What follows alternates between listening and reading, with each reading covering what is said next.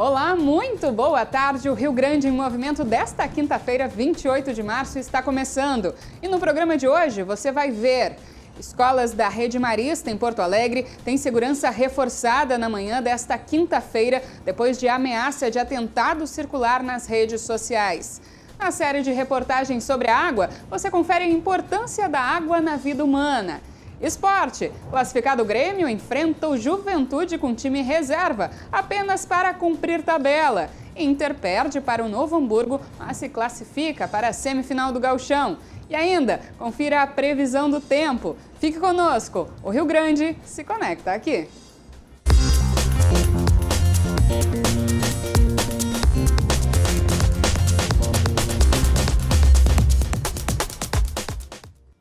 A gente começa o Rio Grande em Movimento desta quinta-feira trazendo nossa reportagem especial sobre a água. Você sabia que o nosso corpo é composto por mais de 70% só de água? Então a gente confere um pouquinho mais sobre esse assunto agora na reportagem de Matheus Bonés.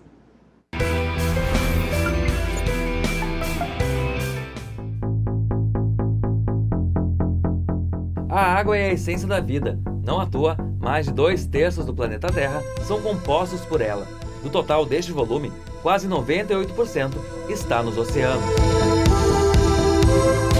Não há ecossistema que não tenha água, porque os seres vivos são basicamente água, mais da metade do seu corpo é água. E os processos que envolvem todo o metabolismo ecossistêmico está envolvido com água. Então, os nutrientes, os diferentes tipos de nutrientes, eles, de um dado momento, em determinada situação, eles têm passagem por água. A gente podia dizer oxidação, redução dos materiais envolve presença de água. Então, a água, não se pode falar em ecossistema que não se fala em água. O ser humano também necessita da substância composta por 2 átomos de hidrogênio e 1 de oxigênio por molécula. O corpo precisa de 70% a 80%, de acordo com variáveis como idade, peso e altura. Sem ela, o organismo vai definhando. A água é a substância que dá sobrevida quando não há nutrientes no corpo. E quando ela se vai, só resta a morte. A gente sobrevive bem pouco, né, sem água, porque o nosso corpo realmente precisa, para funcionar, basicamente para manter a temperatura, dependendo de onde estiver, se for mais frio, se for mais quente, o que já desidratou.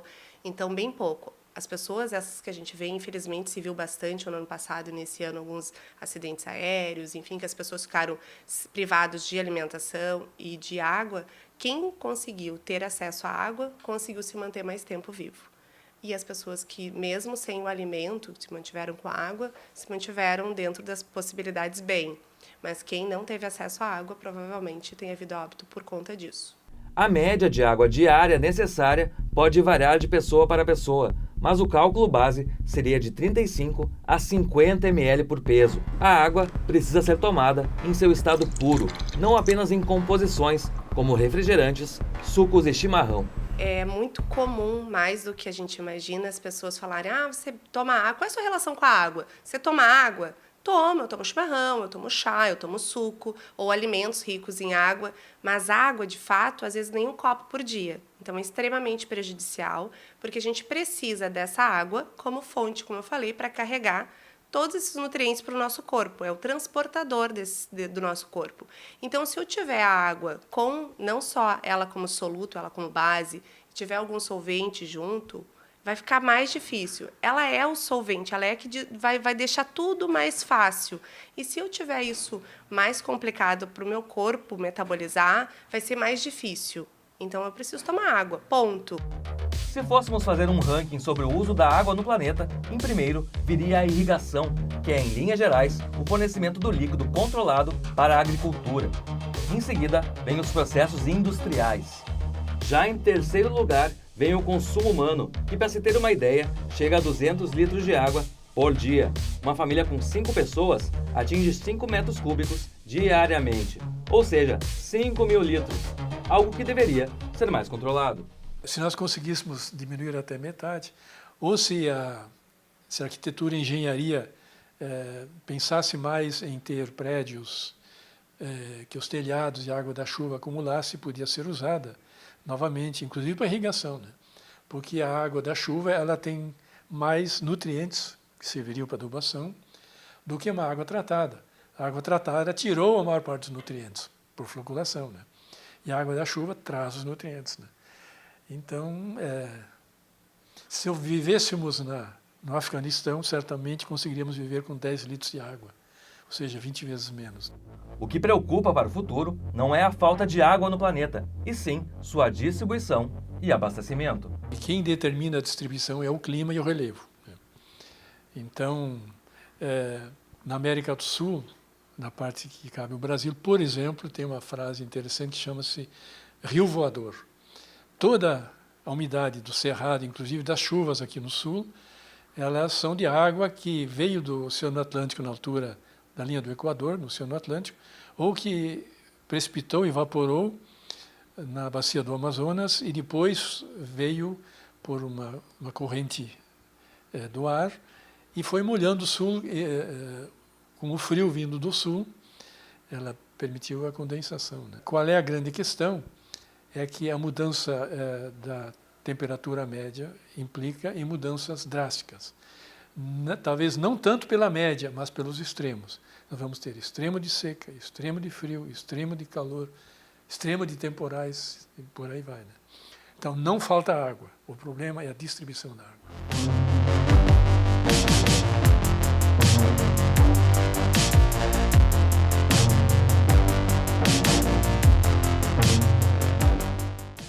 Agora a gente muda de assunto, porque hoje o policiamento foi intensificado próximo às escolas da Rede Marista aqui em Porto Alegre. Isso porque está circulando pelas redes sociais uma ameaça de um suposto ataque a um desses colégios. Confira. A mensagem foi colocada em um site e logo em seguida circulou pelas redes sociais, assustando principalmente pais de alunos da Rede Marista.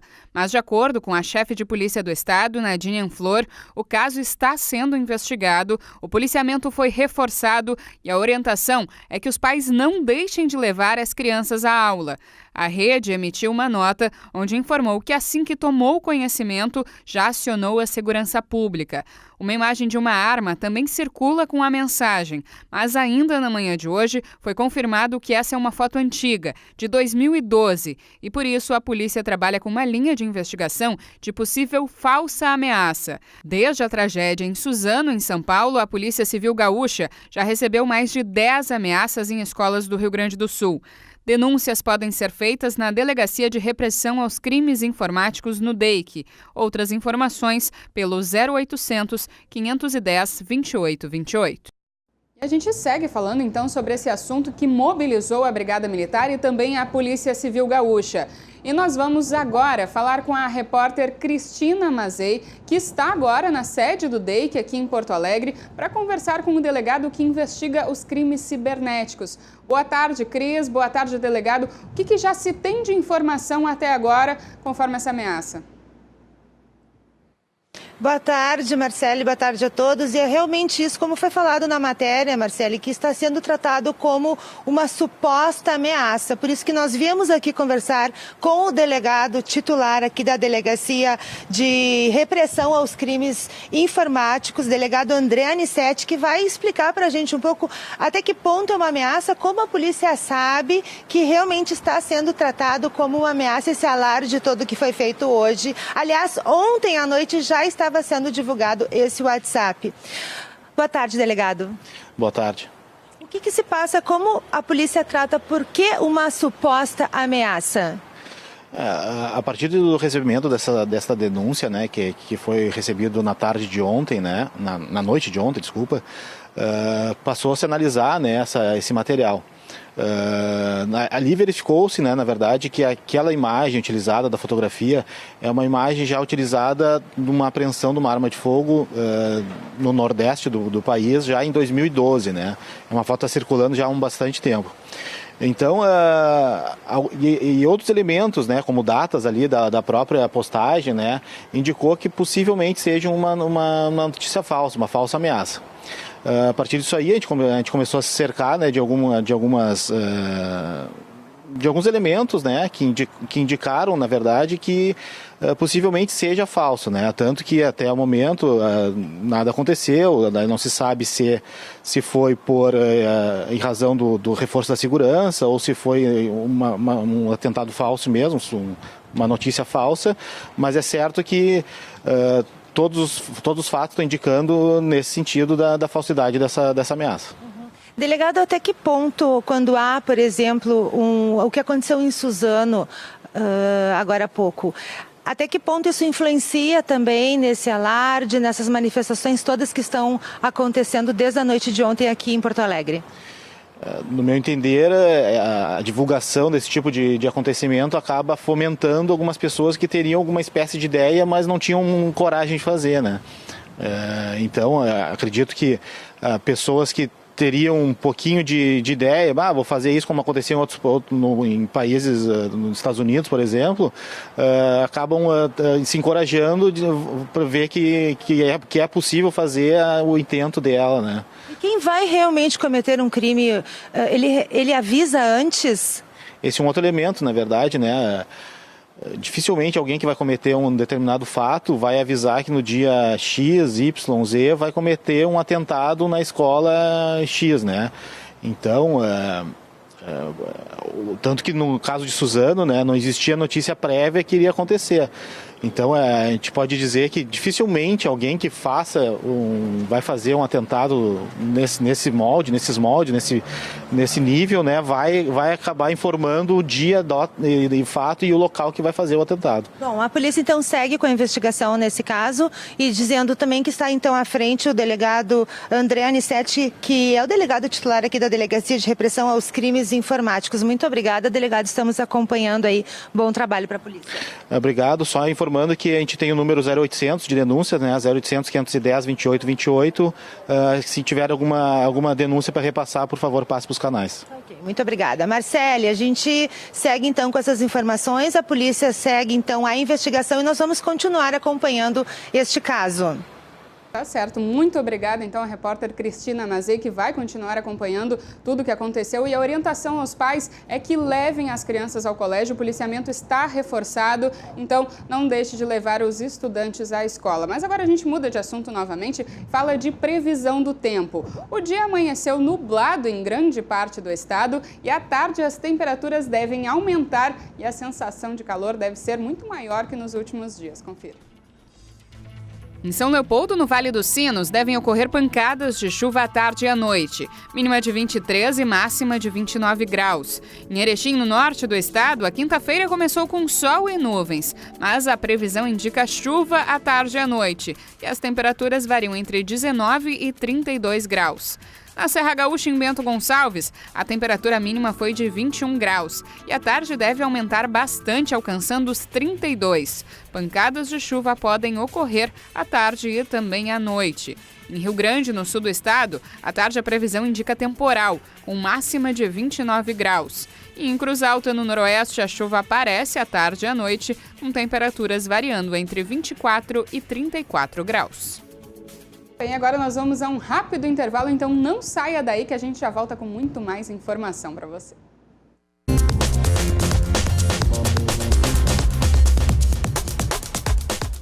Nós estamos de volta com o Rio Grande em Movimento e você nos assiste pelos canais 24 e 524 da NET, mas também pelo site www.rdctv.com.br, pelo Facebook e pelo Twitter, RDCTV Digital. E claro, siga a nossa emissora no Instagram, onde você confere diariamente as fotos dos nossos bastidores.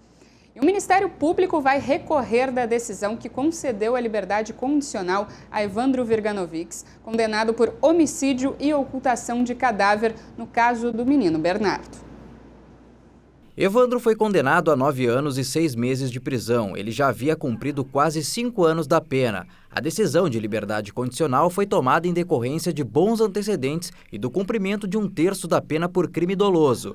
O recurso do Ministério Público só não foi solicitado formalmente, pois o prazo para a apresentação das razões ainda não foi aberto. O órgão ainda destaca que Evandro deveria ter passado por regimes mais gravosos, como regime fechado ou semiaberto, antes de usufruir de liberdade condicional. O secretário de Desenvolvimento Econômico e Turismo do Estado. Ele ocupa o cargo que inicialmente seria de Dirceu Franciscon, que abriu mão da função. O empresário entrou para a vida política no ano passado, quando foi eleito deputado estadual pelo PSL. Rui Irigaray atua no ramo dos transportes, combustíveis e agronegócio. Foi empossado nesta quarta-feira como novo secretário de Desenvolvimento e Turismo do Estado, pelo governador Eduardo Leite. E nós entramos no momento que realmente tem vários processos na junta comercial, se não me engano tem mais de 3 mil processos de abertura e fechamento de empresas. Já montaremos uma força-tarefa para resolver isso aí de imediato. Também temos projetos importantes ligados à área de atração de novos negócios, atração, desburocratização de vários setores da secretaria. E o prefeito Nelson Marquesan Júnior foi o palestrante do Tá na Mesa, evento da Federação. Marquesan falou sobre o fim do diálogo com o Sindicato dos Municipários após uma confusão e briga na votação na Câmara Municipal. E ele também falou sobre a possível privatização da Carris. O prefeito apresentou no evento vários dados sobre a atual situação de Porto Alegre e também o que espera para o futuro da cidade, inclusive sobre o Pacto Alegre, uma parceria de várias universidades com o governo municipal. Em coletiva de imprensa, Nelson Marquesan Júnior conversou sobre várias polêmicas dos últimos dias. Os servidores estão livres, que eles realmente se libertem desta amarra específica de um sindicato dominado por partidos e por ideologia e por interesses privados, e ele possa realmente ter um diálogo melhor com a gente. Eu não posso deixar de classificar a invasão da Prefeitura, a invasão da Secretaria da Saúde, a invasão da Secretaria da Educação e a agressão a colegas meus servidores, em respeito a esses colegas servidores, como um crime e pedir a investigação de quem são os criminosos.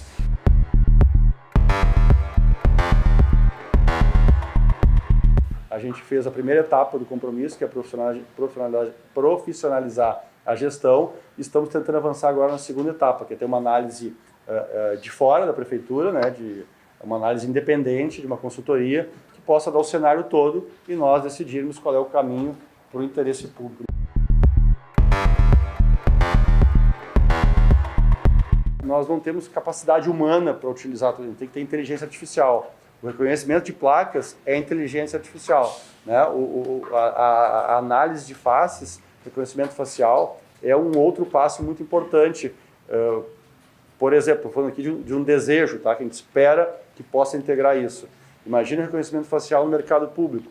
Imagina nas entradas do Transurb, né? Seria realmente de grande valia isso para tornar o que é o nosso propósito geral, tornar Porto Alegre um ambiente inóspito para criminosos.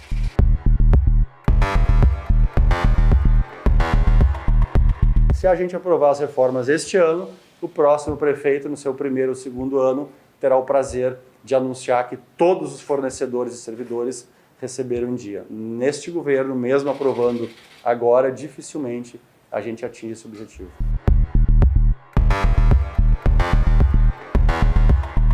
Conseguir passar a responsabilidade da entrega das obras totalmente para a área privada, através de PPPs e concessões, é também um grande desafio desse ano.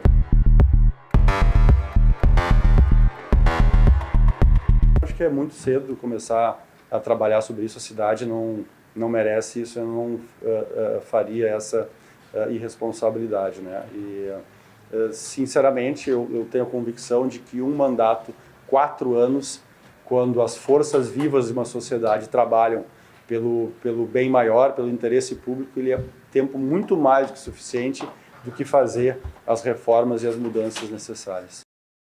E agora a gente fala de uma pesquisa que comprova a triste realidade que as mulheres sofrem. As trabalhadoras têm salário menor do que os homens. E mais ainda, são as mais afetadas pelo desemprego aqui no Rio Grande do Sul. Só para se ter uma ideia, a média salarial masculina no ano passado era de 36,8% maior do que a das mulheres. No último trimestre de 2018, a desocupação feminina chegou a 9,1%, dos homens 6,1%. Esses foram alguns dos dados apresentados nesta quarta-feira pela Secretaria de Planejamento, Orçamento e Gestão do Estado. As mulheres têm uma situação, as mulheres gaúchas, uma situação um pouco melhor, mas a diferença interna no Rio Grande do Sul ela é maior do que no Brasil. Então a desigualdade de rendimentos, de taxa de emprego ainda é maior no Rio Grande do Sul. Que a gente possa dar para o planejamento a possibilidade de tomar decisões baseadas em evidências, né? A proposta do estudo é apresentar os dados para a sociedade gaúcha e, a partir de discussões, promover políticas públicas que incentivem a inserção da população feminina no mercado de trabalho. Mais de prevenção no caso da violência contra a mulher, políticas de conscientização também. E no caso do mercado de trabalho, a gente vê o reflexo do que é a realidade para todas nós mulheres, né, as dificuldades que são inerentes de entrada, de salário. Agora a gente vai mudar de assunto para falar sobre um novo tipo de terapia, é a terapia do inglês. Você já ouviu falar? Para explicar um pouquinho melhor sobre tudo isso, a gente conversa agora com Drix Silva, que é mestre em Psicologia, Processamento e Aquisição da Linguagem. Muito boa tarde, muito bem-vindo ao nosso programa, Drix. Boa tarde, Marcele, tudo bom? Tudo bem. Começa explicando então para todo mundo o que é a terapia do inglês. Então, esse é um processo em que pessoas que estão buscando se tornar bilíngue, adquirir um segundo idioma, especificamente na língua inglesa, passa por um processo de encontros semanais comigo, buscando, através da própria interação na língua inglesa, uma aproximação mais saudável da expressão na língua, com uma abordagem mais psicológica, voltada mais para as emoções e para o entendimento de como as línguas são processadas na aquisição, a interferência do primeiro idioma com o segundo idioma, para que a pessoa possa estar mais preparada para essa jornada que é se tornar bilíngue. Quais são as maiores dificuldades das pessoas que te procuram? Por que é tão difícil aprender inglês? Então, o que acontece normalmente é que quando a gente se expressa através da linguagem, é que se nós estamos sentindo uma emoção negativa como medo, a nossa capacidade cognitiva, a nossa capacidade de processar informação através da linguagem é reduzida. Isso vocês veem aqui através das entrevistas e talvez seja experienciado por mim nesse momento mesmo, em que algo que é novo me deixa desconfortável e uma segunda língua é algo novo, é muito complexo.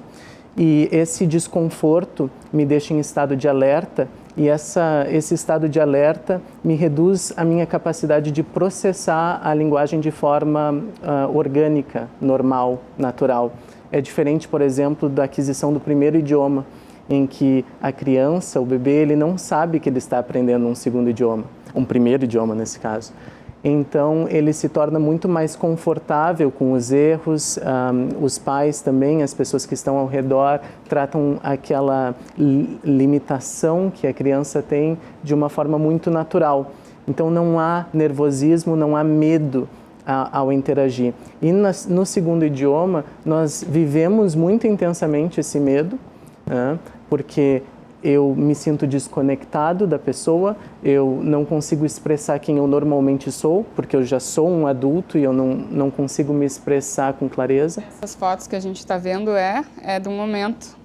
Essas fotos são de eventos que nós fazemos aqui na capital, que são eventos de cultura bilíngue, onde pessoas se encontram para jantar ou para fazer networking diretamente no segundo idioma. Então, o próprio contexto mais descontraído e o foco não no aprendizado, nem necessariamente na prática, mas na vivência do idioma em si, facilita com que as pessoas conheçam umas às outras e mantenham uma rotina bilíngue.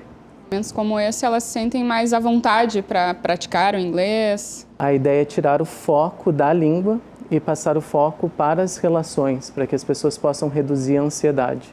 Existe um perfil de pessoas que têm mais dificuldade? São pessoas com mais idade? São homens? São mulheres?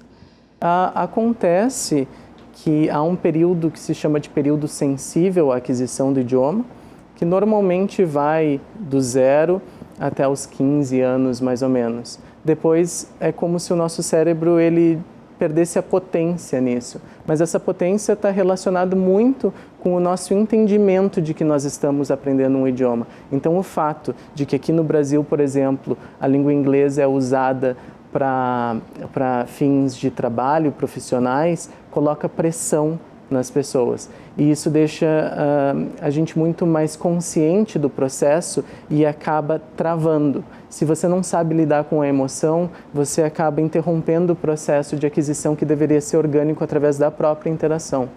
Mas hoje é mais fácil para um jovem aprender inglês ou para uma pessoa mais velha que já tem a experiência 50, 60 anos? Aí é que tá. Caso a pessoa mantenha-se em contato com o idioma, não faz muita diferença.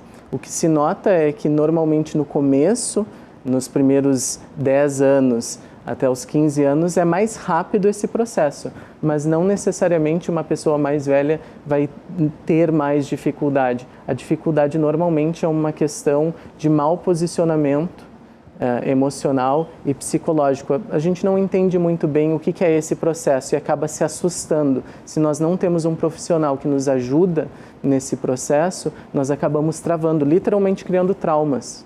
E hoje existem muitas formas, eu acho, de aprender inglês, né? Tem os cursos que a gente já conhece, que vai fazer aula presencial. E hoje tem muito vídeo pela internet de professores que ensinam através da internet, tem as aulas particulares. O que acaba sendo mais fácil? É interagir com as pessoas, mas tu pode sentir vergonha também dos teus colegas, ou ter uma aula particular, ou assistir pela internet? Vai muito do perfil da pessoa em si. Não é necessário que você tenha aula, instrução. A instrução ajuda muito a polir, refinar o idioma. Ou seja, ajustar para que o que você produza seja algo que seja considerado como padrão. Mas a comunicação ela é muito mais básica, ela é um sistema de conexão que nós temos. Eu estou me conectando contigo e transmitindo informações. No começo é bastante caótico. Como nós temos acesso às plataformas digitais hoje que nos dão conteúdo em abundância, nós podemos aprender o segundo idioma de uma forma muito mais tranquila. Provavelmente você já conhece alguém que aprendeu jogando videogame ou aprendeu assistindo séries. O importante é você se relacionar com o idioma, não como ele sendo um fim, mas ele é um meio para se conectar com um programa, um meio para se conectar com outras pessoas. Caso você esteja experienciando muito nervosismo, você não está se sabendo se colocar nesse processo e não está conseguindo quebrar o gelo e se conectar com outras pessoas, se expressar através do idioma com outras pessoas, daí então é interessante ter uma interferência, um profissional que possa te ajudar nesse processo, que é o caso do processo de English Therapy, da terapia da língua inglesa. Ela é programada para isso, é como se fosse um reajuste, um processo em que você vai entendendo o que é a aquisição do idioma e vai se reposicionando emocionalmente através das semanas. A pressão ela acaba ficando muito grande também para estudar para provas de concursos, né? Com certeza, tem todo o conteúdo para estudar daquela área específica, ainda tem a prova de inglês ou espanhol, enfim. Como é que as pessoas te procuram para isso também? Não tenho muita procura para pessoas que estão fazendo provas nem de proficiência, nem para concurso. Como a minha abordagem é uma abordagem mais psicológica, de construção de identidade, não necessariamente de aprender inglês, mas de se tornar bilíngue, a prova de um concurso ela é muito mais técnica, ela é muito mais voltada para a gramática, ela é muito mais voltada para o treinamento de você concluir aquelas tarefas que lhe são dadas durante o tempo da prova. Então, uma leitura mais dinâmica, uma capacidade de sintetizar coisas muito rápido e responder perguntas de forma objetiva.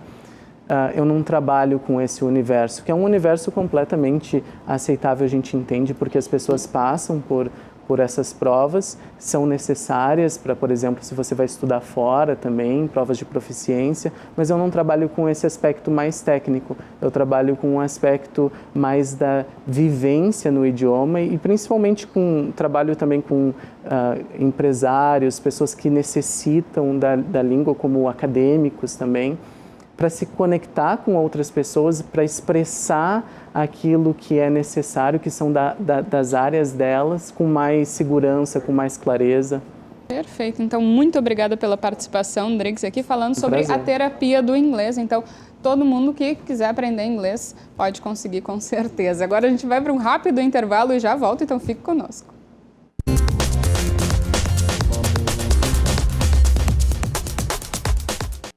Nós estamos de volta com o Rio Grande em Movimento, agora para saber sobre as informações do esporte que chegam com o João Batista Filho. Boa tarde, JB. Tudo bem? Grande abraço para todo mundo que está nos assistindo. Olha, a gente começa falando, a gente já vai falar do Inter. O torcedor que está aqui ligou a TV para dizer o seguinte, ou está na rede social, no nosso Facebook, dizendo, eu quero saber daquela derrota do Internacional. Calma aí, tem mais gremista curioso com isso do que colorado, né?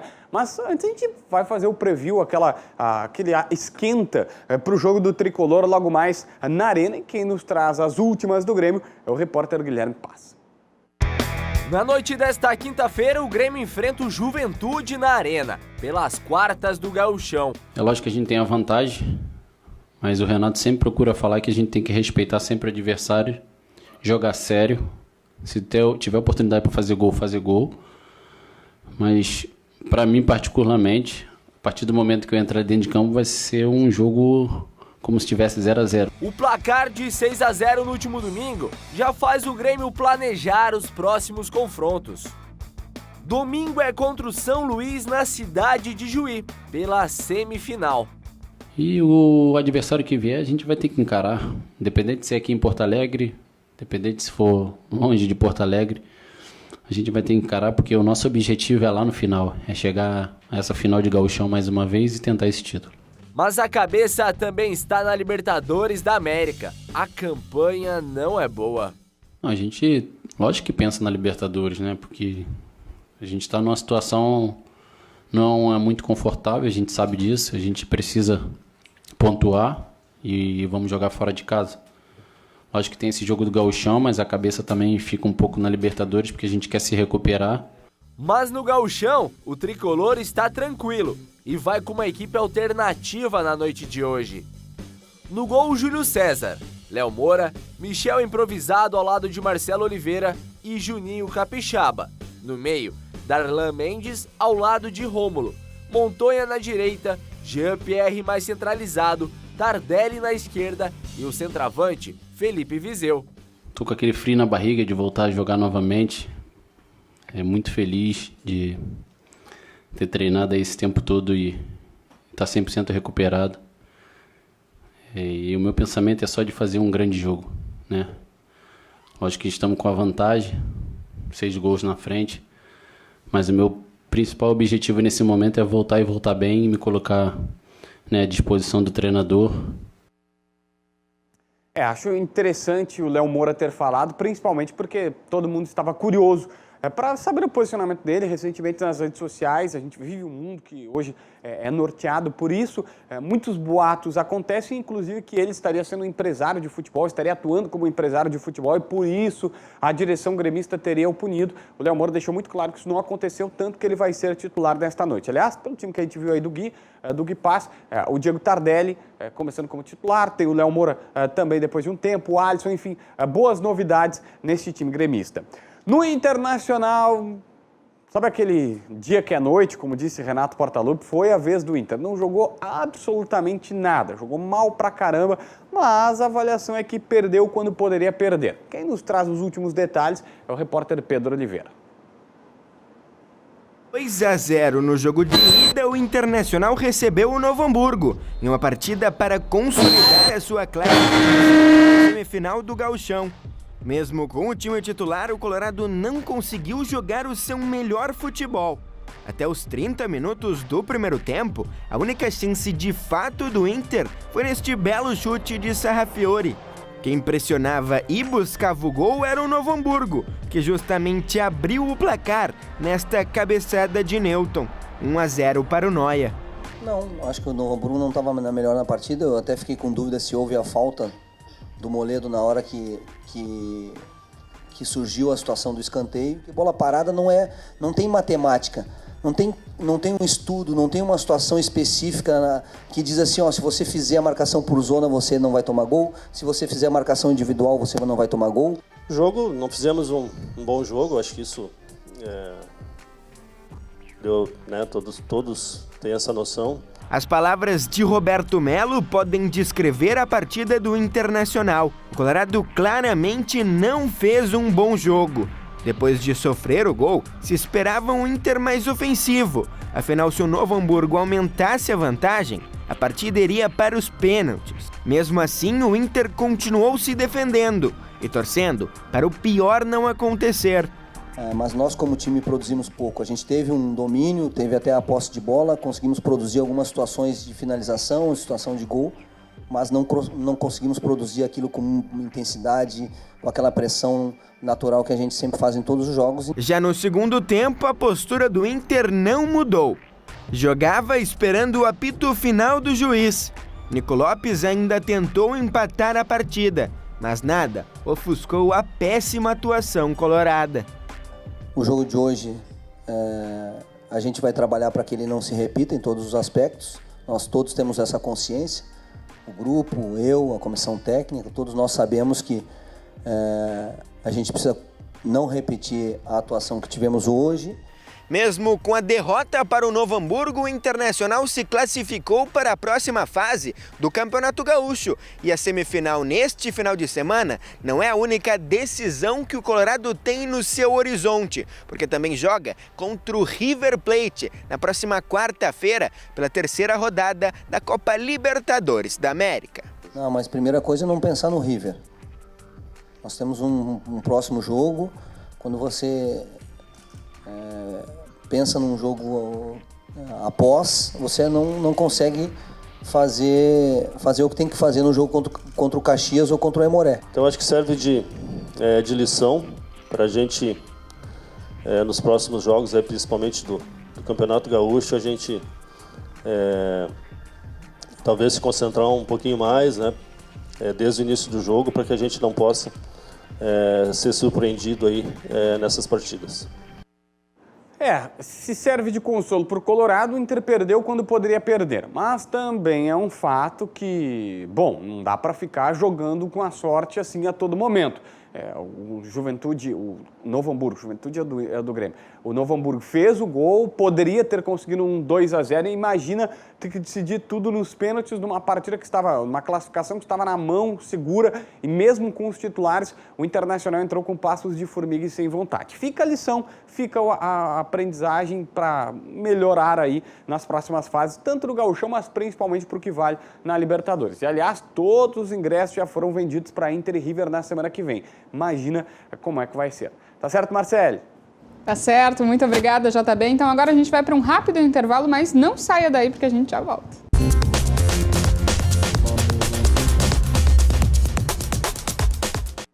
Nós estamos de volta com o Rio Grande em Movimento e você nos assiste pelos canais 24 e 524 da NET, mas também pelo site www.rdctv.com.br, pelo Facebook, pelo Twitter, RDC TV Digital e, claro, siga a nossa emissora no Instagram, onde você confere diariamente as fotos dos nossos bastidores. Para jovens que vivem em abrigos, nesta semana foi lançado o convênio entre o Ministério Público do Trabalho, Justiça Federal e a Organização Internacional do Trabalho. Confira. O convênio tem como objetivo proporcionar oportunidade de emprego e aprendizagem a jovens que são residentes do Serviço de Acolhimento da capital. Quando completam 18 anos, eles precisam deixar os locais em que vivem abrigados. Com o projeto, recursos darão suporte para garantir o ingresso ao mercado de trabalho. Nós temos aqui em Porto Alegre uma parceria muito forte entre o Ministério Público do Trabalho, o Ministério Público Estadual e a Organização Internacional do Trabalho, com um apoio também muito importante da Superintendência Regional do Trabalho. Esse projeto visa providenciar oportunidades de aprendizagem e profissionalização para os adolescentes que se encontram em situação de vulnerabilidade, notadamente os que estão no acolhimento institucional e em cumprimento de medida socioeducativa. Uma grande operação foi deflagrada na manhã de hoje para combater o abuso sexual e a exploração sexual infanto-juvenil praticadas através da internet. A ação ocorreu simultaneamente em 26 estados brasileiros. 62 pessoas já foram presas em flagrante. Aqui no estado foram 4 detidos. No Rio Grande do Sul, a Polícia Civil cumpriu 6 mandados judiciais em 6 alvos, desde a madrugada desta quinta-feira. Em todo o Brasil, o número de mandados chega a 266, com a participação de mais de 1.500 policiais.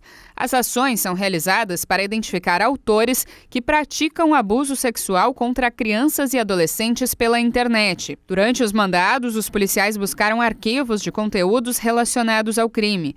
A pena para quem armazena conteúdo ilícito varia de 1 a 4 anos de prisão. Quem compartilha pode pegar de 3 a 6 anos de detenção. E produzir esse tipo de conteúdo relacionado à exploração sexual pode gerar uma pena de 4 a 8 anos de prisão. No Cruzando as Conversas desta quarta-feira foi debatido o seguinte tema: há uma crise no governo Bolsonaro? Durante o programa foram debatidos pontos polêmicos, como a aprovação da PEC que obriga o governo a executar todos os investimentos do orçamento e a polêmica reforma da Previdência. Fatos que evidenciaram a colisão entre Planalto e Câmara. Confira. Os dois projetos que hoje nem iniciaram ainda a tramitação formal no âmbito da Câmara dos Deputados, o pacote anticrime do juiz Sérgio Moro, hoje ministro, e a reforma da Previdência, menina dos olhos do Paulo Guedes, que hoje esteve no Senado Federal. Na verdade, as duas propostas são copiadas. A primeira do Sérgio Moro, de um projeto do hoje ministro Alexandre de Moraes, e a proposta da reforma da Previdência do Paulo Guedes, na verdade, uma cópia mal feita do regime de capitalização que foi adotado no Chile. O governo Bolsonaro está fazendo ao redor de 100 dias, né? E a grande imprensa, normalmente, ela faz até uma nós temos que fazer uma contranarrativa do que vem saindo por aí, porque nem sempre o que se publica é o certo. Eu escuto dizerem que o Paulo Guedes estaria um pouco cansado. O Paulo Guedes, ao contrário, é um guerreiro incansável. A ideia dele é realmente levar adiante e poder ajudar a salvar o Brasil. Aliás, a entrevista dele hoje foi muito elogiada, inclusive por setores da oposição, né? Sim, ele é um guerreiro incansável. O debate que ele fez dentro do Congresso. Exatamente. Então, assim, eu queria até colocar algumas das coisas muito importantes já feitas pelo presidente da República e que mostram um espírito completamente diferente do que existia antes, que era um sugar do dinheiro da sociedade. Então, ele baixou de 39 para 22 ministérios. Isso é um espetáculo. Nenhum de seus ministros foram por digamos, indicação política. Nós não temos alguém do almoxarifado coordenando ministérios, como nós já tivemos, auxiliar do almoxarifado, mas sim especialistas no cargo. Abriu a caixa preta do BNDES. Ele é colocado como impositivo porque não há confiança que o presidente vai implementar o que está na proposta de orçamento. É claro isso, né? Inclusive o próprio presidente votou pelo orçamento. Então é uma falta de confiança. E essa falta de confiança a gente percebe na sociedade. Veja só, ninguém votou para acabar com a aposentadoria. E agora o Paulo Guedes, o homem do mercado financeiro, o guerreiro do mercado financeiro, dos bancos, ele manda uma proposta que acaba com a possibilidade de milhões de brasileiros e brasileiras se aposentarem.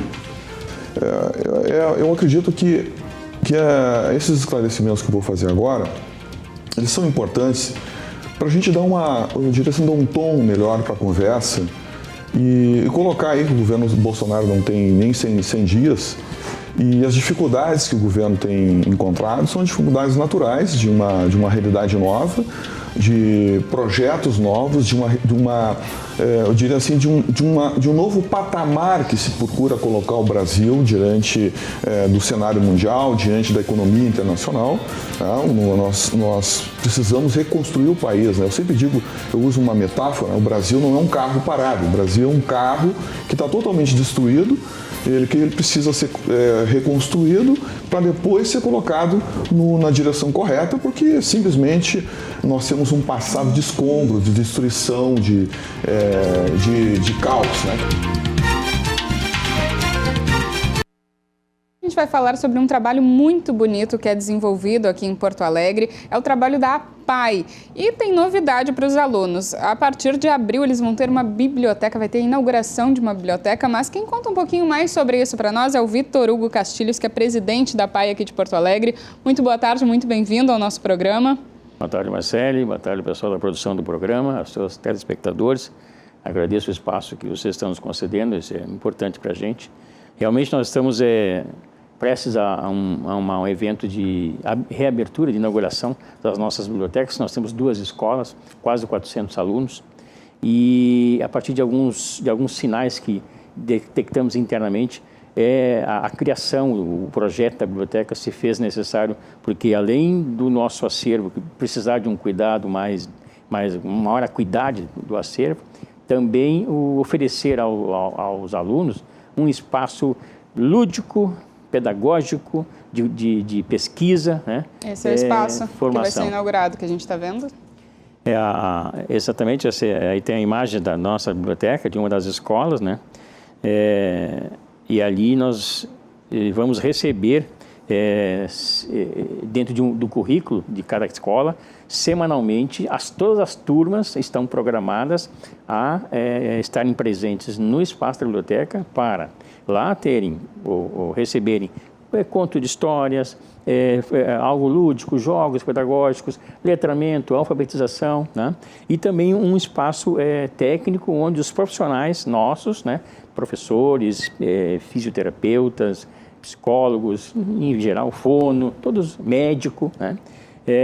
Irão construir uma produção literária que sirva de registro histórico dessa instituição, que com seus quase 60 anos tem uma história para contar, tem uma qualidade de serviço que é percebida como excelência, né, pela sociedade, o que nos deixa muito, muito contente.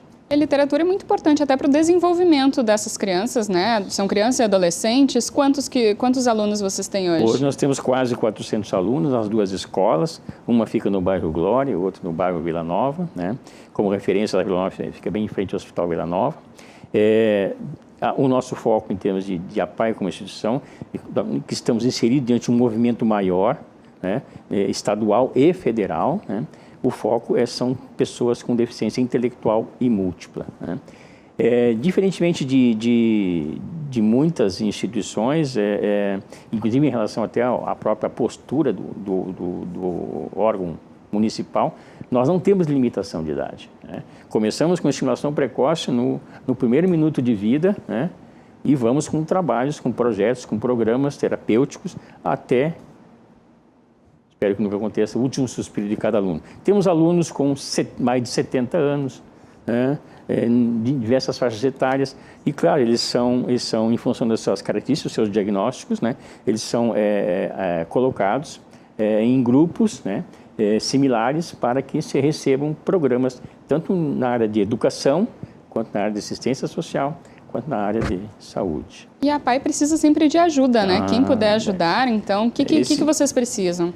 Esse momento é muito importante para nós da APAE Porto Alegre, porque a gente luta incessantemente com a necessidade de recursos, né? Então, eu gostaria de colocar as nossas redes sociais inteiramente à disposição de toda a comunidade, toda a cidade porto-alegrense e da região metropolitana, né, para que nos auxiliem, né, através de doações de pessoas físicas, pessoas jurídicas, né, sejam elas dentro do regulamento da lei da declaração de imposto de renda, quanto de doações espontâneas, né, que podem ser feitas em qualquer momento e em qualquer situação. O nosso site é www.apaepoa.org.br, né? O nosso Face é /APAE Porto Alegre e o nosso Instagram é /APAEPoa, né? Ali, acessando a uma desses locais, essas redes, esses endereços, né? Todo doador tem condição de nos ajudar, e isso será muito bem visto, e desde já registro e reitero aqui meu eterno agradecimento. A gente coloca à inteira disposição de quem quer que seja, né, a visita às nossas instalações. A gente oferece um serviço de muitíssima qualidade, profissionais que são capacitados, formados, tanto externa quanto internamente dentro da instituição. Temos mestres, mestrandos, temos pós-graduados dentro do universo de profissionais, né? E eles reúnem, sem sombra de dúvida, as melhores condições de oferecer aos nossos alunos o melhor desenvolvimento. Porque são pessoas que necessariamente precisam desempenhar o direito de cidadão como outro qualquer. São sujeitos de direito desde o momento que nascem e é por isso que nós lutamos desta forma. Perfeito. Muito obrigada, então, pela sua participação. Vitor Hugo Castilhos, que é presidente da APAE aqui de Porto Alegre, que precisa da ajuda de todo mundo. Então, quem puder contribuir, quem puder colaborar, a gente já falou aqui o endereço da APAE, pode ser pelo Face, pode ser por todas as redes sociais, né? E pode também visitar os espaços da APAE aqui em Porto Alegre. E agora a gente encerra por aqui o Rio Grande em Movimento. Outras notícias no Jornal da RDC, às 10 horas da noite. Tchau, tchau!